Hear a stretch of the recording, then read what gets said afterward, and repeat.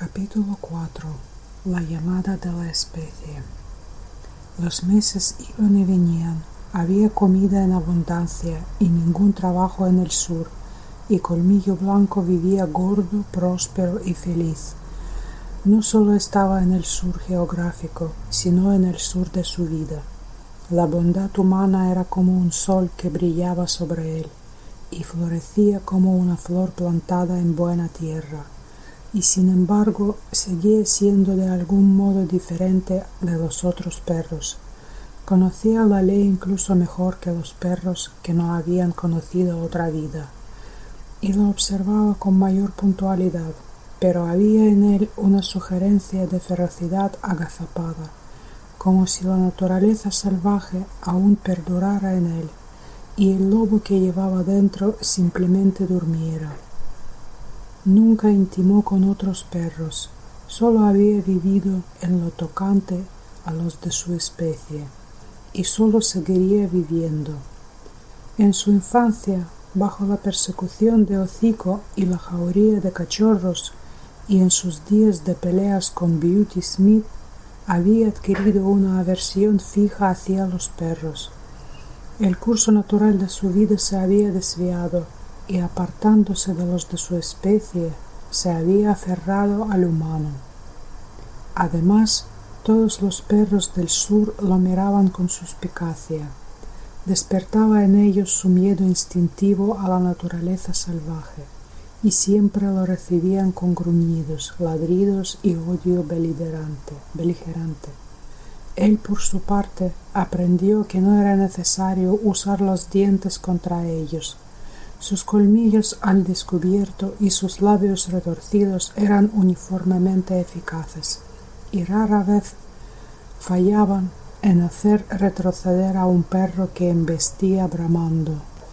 Pero había una prueba en la vida de Colmillo Blanco, Collie. No le daba un momento de paz, no era tan sumisa a la ley como él. Desafiaba todos los esfuerzos del amo por hacerla amiga de Colmillo Blanco. Siempre resonaba en sus oídos su gruñido agudo y nervioso. Nunca le había perdonado el episodio de las gallinas, y persistía en la creencia de que sus intenciones eran malas. Lo declaraba culpable antes del acto y lo trataba en consecuencia. Se convirtió en una pesadilla para él, como un policía siguiéndolo por los establos y las perreras, y si tan siquiera miraba con curiosidad a una paloma o a una gallina, estallaba en un clamor de indignación y furia. Su manera favorita de ignorarla era tumbarse con la cabeza sobre las patas delanteras y fingir que dormía. Esto siempre la desconcertaba y la hacía callar. Con la excepción de Collie, todo le iba bien a Colmillo Blanco. Había aprendido control y equilibrio y conocía la ley. Alcanzó una compostura, una calma y una tolerancia filosófica. Ya no vivía en un entorno hostil. El peligro, el daño y la muerte ya no acechaban a su alrededor. Con el tiempo, lo desconocido, como cosa de terror y amenazas siempre inminente, se desvaneció. La vida era blanda y fácil, fluía suavemente, y ni el miedo ni el enemigo acechaban al borde del camino. Echaba de menos la nieve sin ser consciente de ello. Un verano desmedidamente largo habría sido su pensamiento si hubiera pensado al respecto. Tal como era, simplemente echaba de menos la nieve de un modo vago, subconsciente. Del mismo modo, especialmente en el calor de verano, cuando sufría por el sol, experimentaba leves anhelos del norte. Su único efecto, sin embargo, era hacerlo inquieto y nervioso, sin saber qué le pasaba.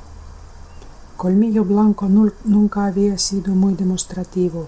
Más allá de acurrucarse y de la nota de arrullo en su gruñido de amor, no tenía modo de expresar lo que sentía, pero se le concedió descubrir una tercera vía. Siempre había sido susceptible a la risa de los dioses.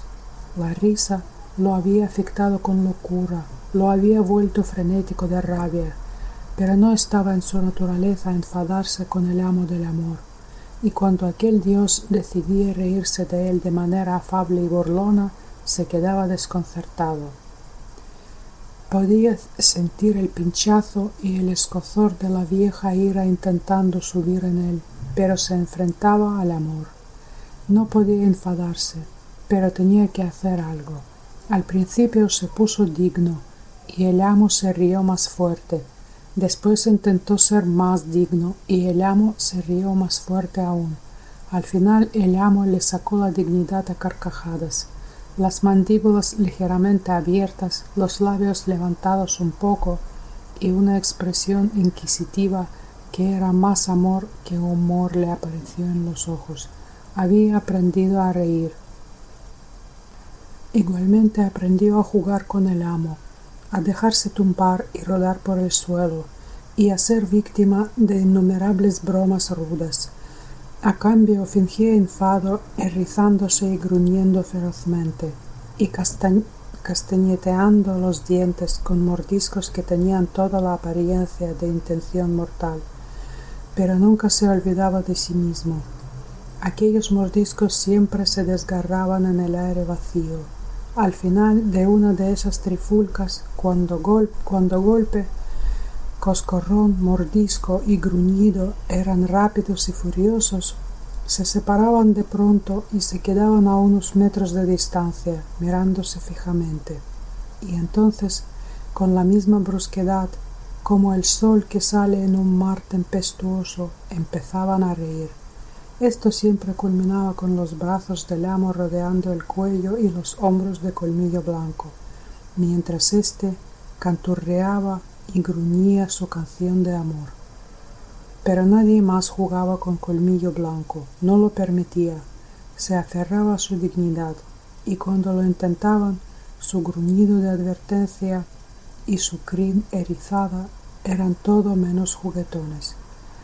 Que le concediera al amo esas libertades no era razón para ser un perro cualquiera, queriendo aquí y queriendo allá, propiedad de todos para un juego y un buen rato.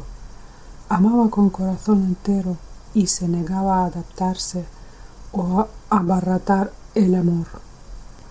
El amo salía mucho a caballo, y acompañarlo era uno de los deberes principales de Colmillo Blanco en la vida. En el norte había demostrado su lealtad trabajando con el arnés, pero en el sur no había trineos, ni los perros cargaban fardos al lomo. Así que rendía lealtad de la nueva manera, corriendo junto al caballo del amo. El día más largo no agotaba nunca a Colmillo Blanco. El suyo era el paso del lobo, suave, incansable y sin esfuerzo, y al final de 80 kilómetros llegaba galardamente por delante del caballo. Fue en relación con las cabalgatas que Colmillo Blanco logró otro modo de expresión, notable en que sólo lo hizo 2 veces en toda su vida. La primera vez ocurrió cuando el amo intentaba enseñar a un purasangre fogoso el método de abrir y cerrar puertas sin que el jinete desmontara.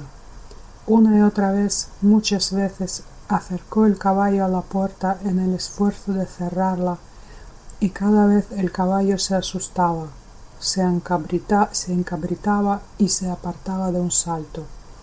Se ponía más nervioso y excitado a cada momento.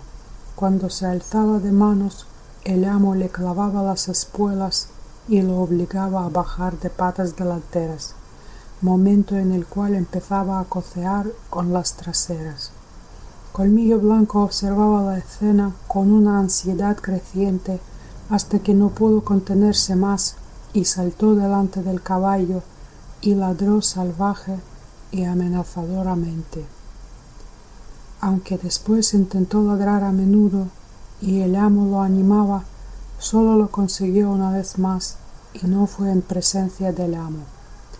Una carrera por el prado, una liebre que se levantaba de pronto bajo los cascos del caballo, un veraje violento, un tropiezo, una caída y una pierna rota para el amo, esa fue la causa.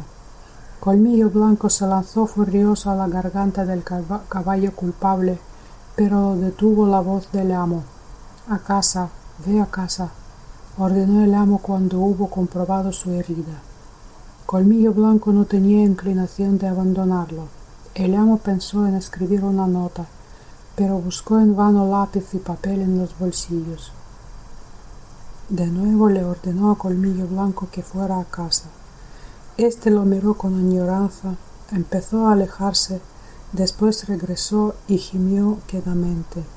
El amo le habló con suavidad pero seriamente, y él aguzó las orejas y escuchó con dolorosa intensidad. «Tranquilo, viejo amigo, tú corre a casa», decía. «Ve a casa y cuéntales lo que me ha pasado. A casa, lobo, anda, ve a casa». Colmillo Blanco conocía el significado de casa, y aunque no comprendió el resto de las palabras del amo, sabía que era su voluntad que fuera a casa. Se volvió y se alejó trotando con desgana. Después se detuvo indeciso y miró por encima del hombro. «A casa», llegó la orden tajante, y esta vez obedeció. La familia estaba en el porche, disfrutando del fresco de la tarde, cuando llegó Colmillo Blanco. Llegó entre ellos jadeando, cubierto de polvo. «Weedon ha vuelto», anunció la madre de Weedon. Los niños recibieron a Colmillo Blanco con gritos de alegría y corrieron a su encuentro.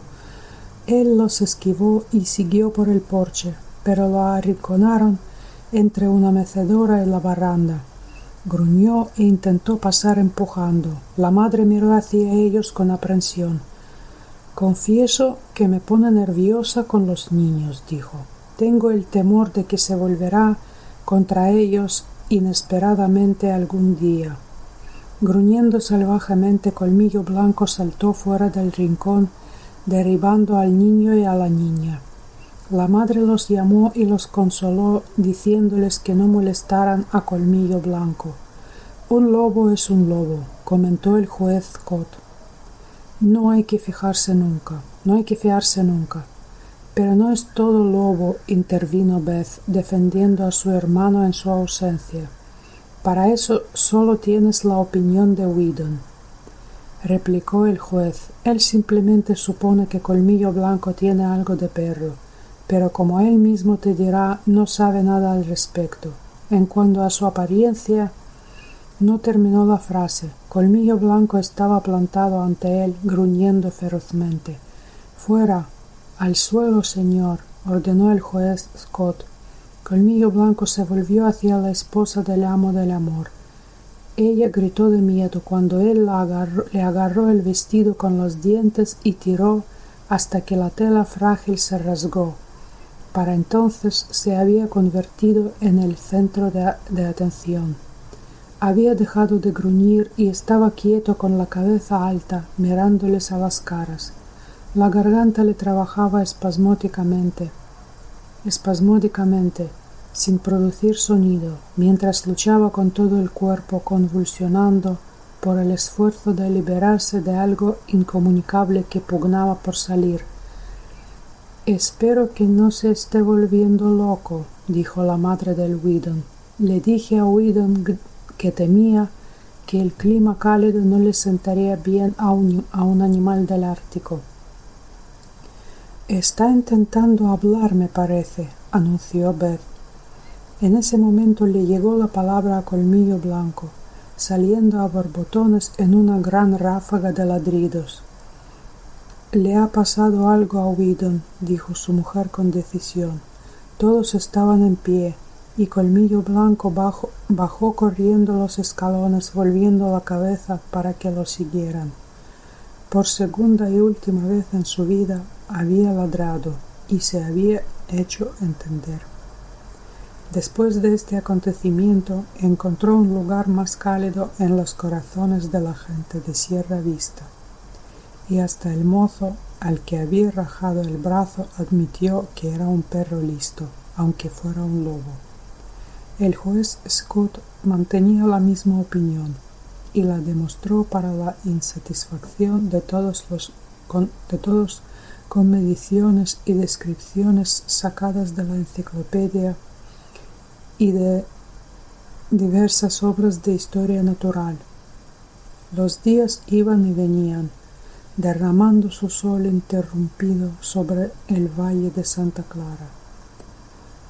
Pero a medida que se acortaban y llegaba el segundo invierno de Colmillo Blanco en el sur, hizo un descubrimiento extraño. Los dientes de Collie ya no eran afilados. Había un tono juguetón en sus mordiscos y una suavidad que les impedía hacerle daño de verdad. Olvidó que ella le había hecho la vida imposible, y cuando ella retozaba a su alrededor, él respondía solemnemente, esforzándose por ser juguetón y no consiguiendo ser más que ridículo. Un día ella lo condujo en una larga persecución por los prados de atrás hasta el bosque. Era la tarde en la que el amo debía salir a caballo, y Colmillo Blanco lo sabía. El caballo esperaba ensillado junto a la puerta. Colmillo Blanco dudó, pero había algo en él más profundo que toda la ley que había aprendido, que las costumbres que lo habían moldeado, que su amor por el amo, que la voluntad misma de vivir. Y cuando, en el instante de su indecisión, Collie le dio un mordisquito y salió corriendo, él se volvió y la siguió. El amo cabalgó solo aquel día, y en el bosque, uno al lado del otro, Colmillo Blanco corrió con Collie, como su madre Quiche y el viejo tuerto habían corrido muchos años antes en el silencioso bosque del norte.